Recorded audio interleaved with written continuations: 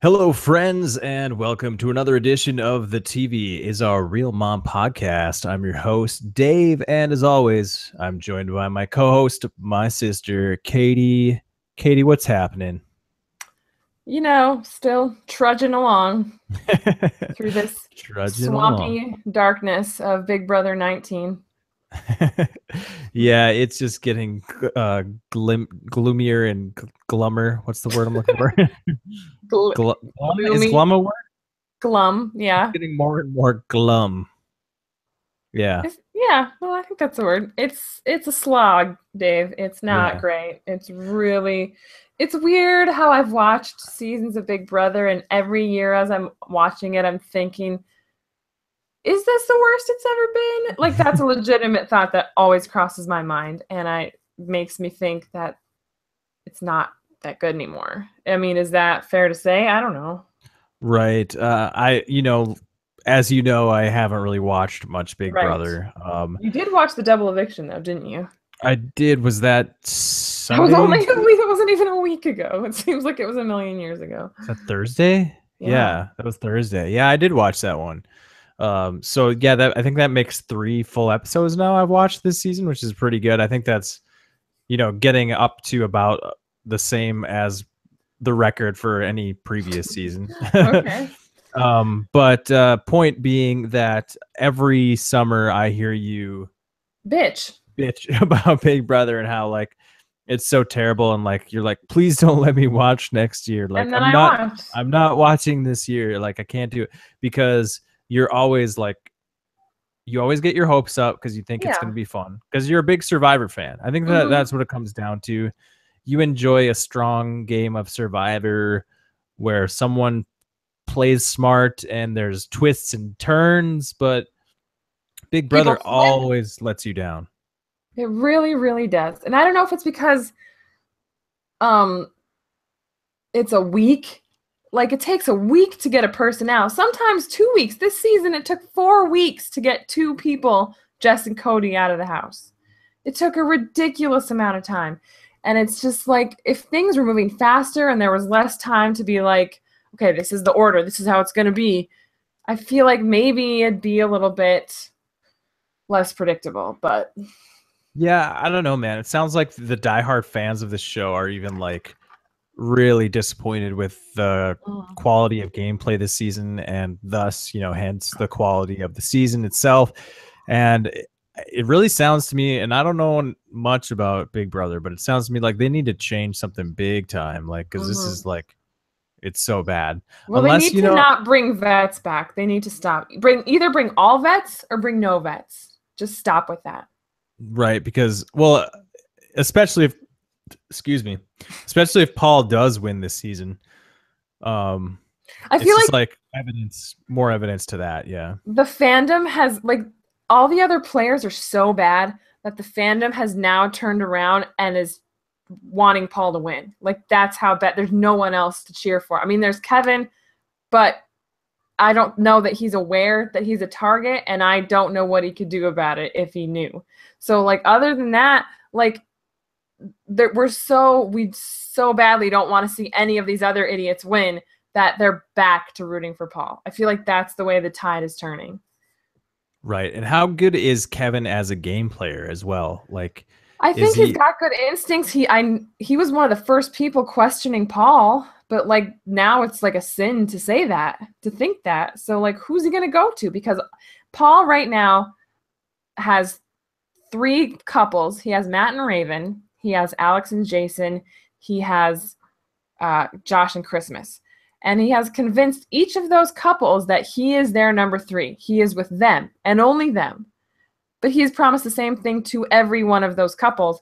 And so each couple thinks, ooh, we have some secret thing with Paul. So they're not going to go talk about it with any of the other couples because that would screw up what they think they have.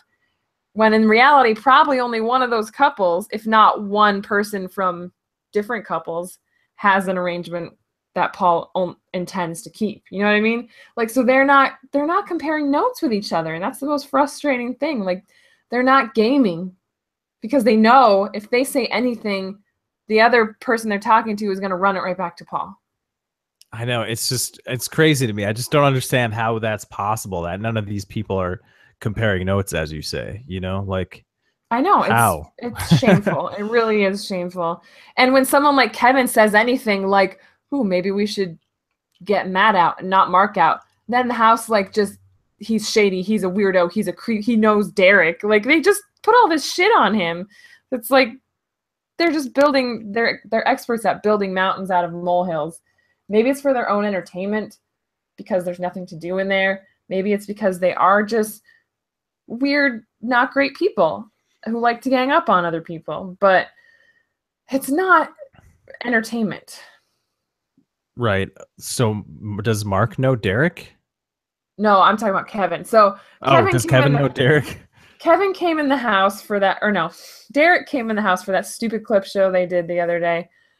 And Kevin acted like he kind of knew him or something. And apparently that's because they met during the casting call thing, because that's how Kevin got cast on the show. But Alex was like, Kevin must be a cop. He knows Derek. The only way he could know Derek is because he's a cop. So she's got this whole story worked out about how Kevin's shady. He's lying. He's an undercover cop. Because that's the leaps that she makes, and she thinks she's saying something intelligent while she's saying these words. Oh, come on. Kevin is not a cop. Like, you'd have to be an idiot to think that guy is a cop. Like, he has no thing about him that makes you think cop.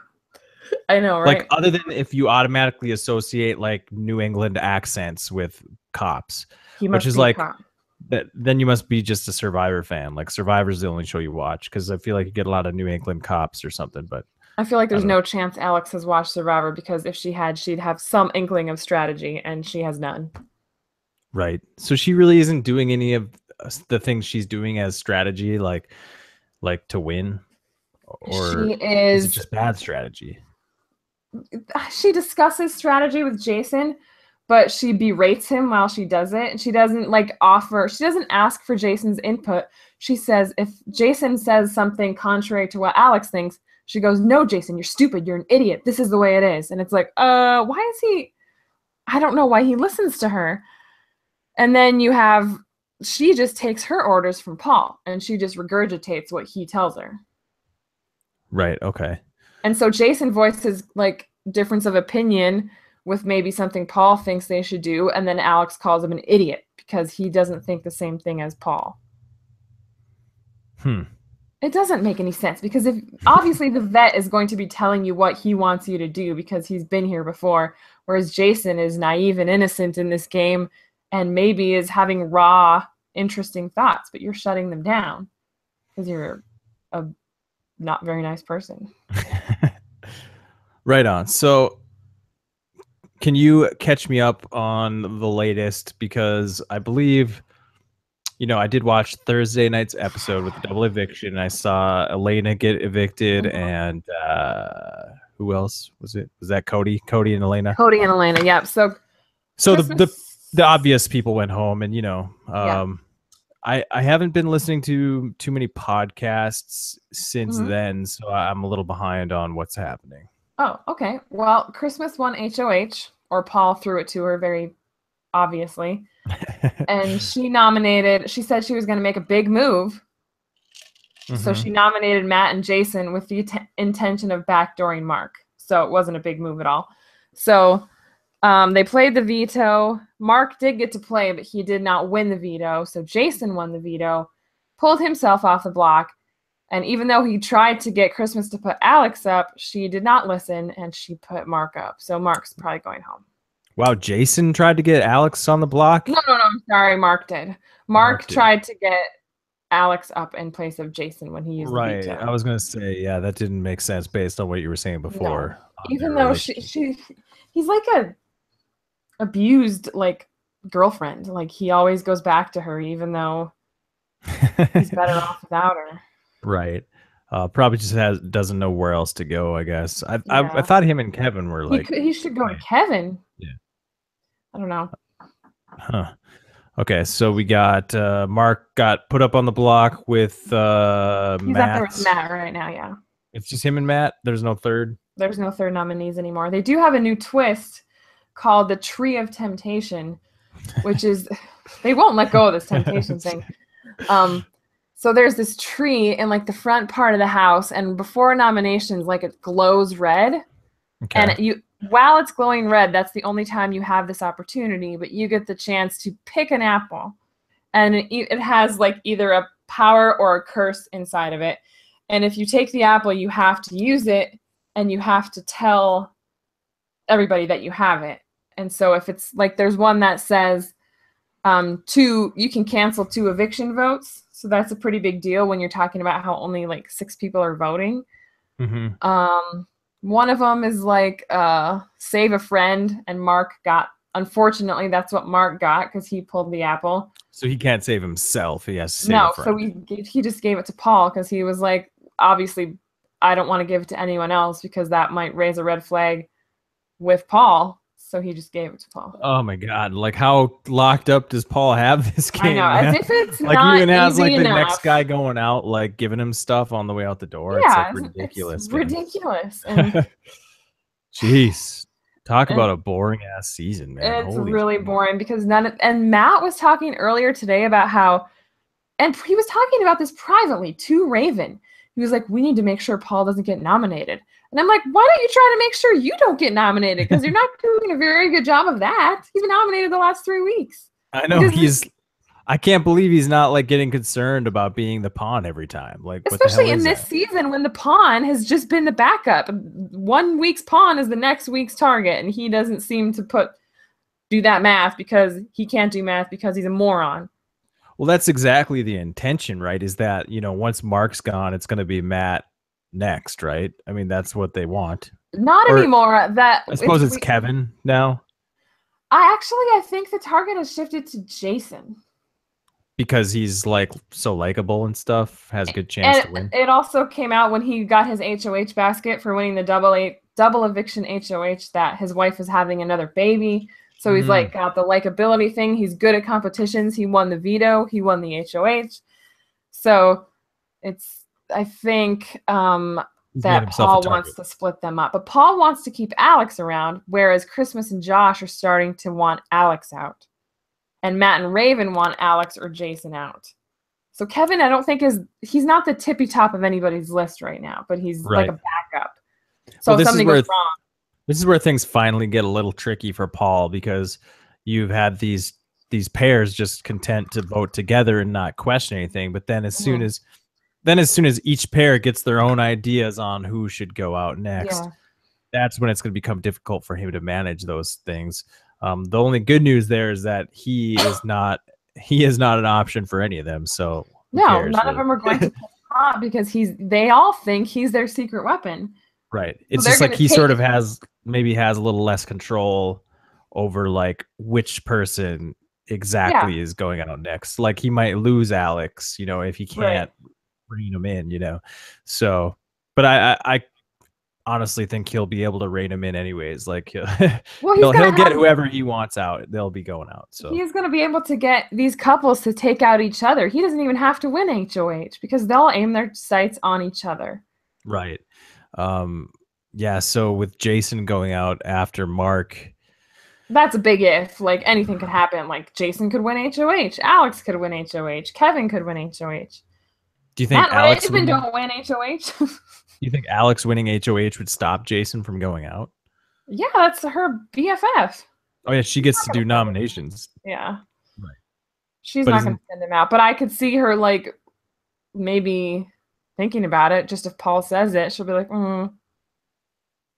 Oh, good point. Yeah. Because that's how under his spell she is. It's ridiculous. Yeah. So how close is Matt getting to breaking that cereal record, or what's going on with that? Who cares? I don't understand how he can keep his muscles when all he eats is cereal. Right. I don't think he doesn't look too muscly. He's got huge muscular arms. Does he really? Oh, yeah. I thought he just looked like kind of, he's well built and all. I just didn't think. He's got very muscular arms. Huh. And he had like a six-pack. It doesn't appear to have gone away. Maybe he works out a lot. I don't think so. It's really a calorie in, calorie out thing, like if he's burning more calories than he's eating in the cereal, Anyone who goes in that house, if they work out at all, they work out less in the Big Brother house because they're locked inside the house for like from like Wednesday to Saturday night. But all the workout equipment is outside or something? Yeah. Oh, okay. Makes sense. I don't see. I mean, I notice like the girls gaining weight, but I don't really notice him losing his muscles. I guess he's just blessed. He's definitely going to win the Not game with now. brains. Not with brains. I can He's tell you that definitely going to much. win because he can eat as much cereal as he wants and not get fat. So that's like the I number guess one he's skill. winning at life. He's probably still going to get diabetes. Doesn't What eat kind of anything cereal else. is he eating in there? Maybe he's just eating mini I don't know. I don't wheats. have a cereal journal for Matt. I don't know what he's eating. Right. Like maybe he's not eating Fruity Pebbles. Maybe he's eating, you know, I do know they like shredded wheat. Fruit Loops, but I don't think that's the only thing they have. That is not my favorite cereal, Fruit Loops. It's all right. Not my favorite. Well, I like a bowl now and then. I've been eating peanut butter crunch.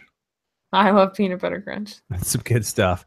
Like for a long time, I would buy a cereal that was like more healthy, you know? Yeah, that's always sad though. You get up in the morning and you're like, oh, I guess I'll eat this. I'm in a phase now where I'm like, screw it. Yeah. I'm eating all the cereals I loved I when I go was a through those kid. phases, man. Remember It's Apple awesome. Jacks? I don't like them as Yeah, much no, as I that's next used on my to. list. I went through first I got Cinnamon Toast Crunch, then I got Fruity Pebbles, Oh, Fruity Pebbles. then I got peanut butter, whatever, peanut butter crunch. And next on my list is Apple Jacks for sure. Do they still make, remember Captain Crunch Oops All Berries? Do they still make that? I I just bet love that. not. I That was bet my they just favorite. I bet they just have Captain Crunch now. No, Oops, all berries. they have peanut butter crunch. You just said it. Well, that one was like a staple. Oops, all berries I was like a limited edition thing. I bet think. you could still find Oops All Berries. Oops. Oops. Oops, all berries. It's great. Cookie Anyway. Crisp. Cookie Crisp Oh, has got yeah. it. Yeah. Cookie Crisp was the stuff. Anyways, yeah, that's the most interesting thing to talk about on Big Brother is cereal now. So I have like dreams that Kevin will just reveal himself to be this gamer and be like, bye, Paul. I don't think there's a chance, but it'd be weird. It'd be cool if he could. What can he even do? It's too late. There's like not enough people. You don't have the right people. No matter who he puts up against Paul, the other person gets voted out. Right. With Mark and Elena gone, you've lost all options to get rid of Paul. These people lost. I really look forward to these people leaving the house and just being berated by like the Big Brother column, like, analysts. Like, what the hell, man? What were you doing? Because they think they're playing well. It's so funny when they realize they're not. That would be fun to see him get ripped apart by the Big Brother media and stuff. Like, it was not fun to watch. You guys were terrible. You guys were probably the worst in history. And they'll have all the evidence right there. Paul will have won the game, and they'll be like, yeah, see, Paul won. We've called it all season long because you guys were idiots. Yeah. It'll be fun to see that sink in and then be like, oh, yeah. That's like all I have to look forward to. But the problem with that is, though, they seem to be well aware of that Paul's going to win, and they seem to be like wanting that as an outcome. That's like, well, I feel like, so Raven's under the impression that she's going to go to the end probably with Paul or Matt, and that whoever she's at the end with will just be like, hey guys, give it to Raven. That's what she legitimately thinks is going to happen. Don't you think that could happen? Paul wouldn't. Like, Matt would, because Matt has no brains in his head. Oh, well, like Paul wouldn't say that to the jury, but don't you think the jury... Paul would say no. Don't you think the jury might vote for Raven over Paul? No, the jury's on to her shit. Okay, they don't like her that much. They don't like her anymore. Like, they're on to it. Okay, that's good. Because, like, at this point in the season, I'm, like, rooting for Paul. The only person who's not in on the joke with Raven is Matt. Well, and Raven. Right. Because he's getting something extra out of it. So. Yeah, exactly. He's playing. He's in for a rude awakening after the show as well. Gross. Yeah. I'm sorry about my lack of game. I don't really know what to discuss, and I'm more checked out than I have been in the last few weeks. Like, I'm not checking it as much because what is there to check up on? Every time I check, it's like There's no Alex need. and Josh are talking shit about Kevin or Alex is planning on erupting on Mark. And it's like, why? He's out the door. Kevin has no one. You've isolated him. Like, just leave these people alone. Alex is such a mean person. I know, And like, Paul too. why is that like anything we even like want to see? Like, I don't know why they think anyone wants to see that. I like Mark. Mark seems like a nice guy. Mark seems like a super nice guy. Not a great big brother player, but like he's been berated more than anybody in that house. Can you let him have like his last 2 days of peace, please? Right. And he's gone. So yeah, let it go, man. And the reason she wants to blow up on him is because he brought up her name. And I'm like, dude, he's fighting for his life. What the hell is he supposed to do? How many times have you mentioned his name? These people can always dish it out, but can never take it back. Right. Sad state of affairs in the Big Brother world. You know what I've heard from the streets? Word on the streets? Australian Survivor is really good this summer. But Damn. didn't they say that about the beginning of the season last year? You know, I enjoyed it pretty much all the way through, even though some of the stuff it did kind of like lose steam at the end, but there was just too much of it in the first season. I think they have fewer players this season. I think I heard they toned it down, fewer players and only 2 episodes a week instead of like there were 3 episodes a week and like hour and a half long episodes. Like they weren't leaving anything on the cutting room floor in season 1 of Australian Survivor. I don't know if I could find time to catch up, but I mean, I'm down if you are. Well, I mean, Alone is over, and Game of Thrones is going to be over. So, I mean, there will be a small window there to maybe do something like that. I just don't. I'll jump in, but like, how would we do it? Like, would you do once a week? Well, I mean, like when we would have to do a catch-up episode. Would we just do one of the first? Because we've missed like. Oh, I see what you're saying. We've missed like 3 or 4 weeks, I think. We've missed a lot, yeah. We could just do it as we watch it and just be behind.